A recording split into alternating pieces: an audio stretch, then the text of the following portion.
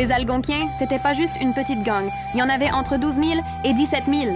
Imagine tout ce monde-là vivant, proche de la nature, toujours en train de bouger. Parce que oui, les Algonquiens étaient nomades. Ça veut dire qu'ils restaient pas au même endroit toute l'année. Ils suivaient toutes les saisons, les animaux, puis tout ce que la nature leur offrait. En hiver, quand il faisait super froid puis que la neige montait presque jusqu'aux genoux, les Algonquiens partaient à la chasse. Ils suivaient les traces dans la neige, puis ils connaissaient tellement bien la forêt qu'ils savaient où trouver les animaux. Mais en été, c'était une autre histoire. Là, ils faisaient surtout de la pêche puis de la cueillette. Ils ramassaient des petits fruits, des plantes comestibles, puis ils pêchaient dans les rivières claires. C'était comme un buffet naturel. Les Algonquiens vivaient en campement. Chaque groupe avait sa nation, avec sa propre langue, puis sa propre culture. Il y avait par exemple les Micmacs, les Cris, puis les Abénakis. Chaque nation avait ses traditions, ses histoires.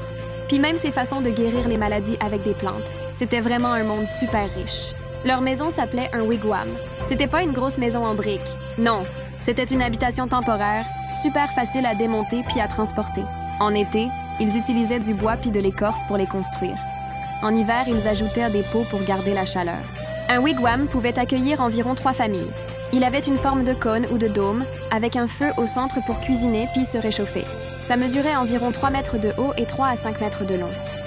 Imagine une petite maison ronde, toute chaude, au milieu de la forêt.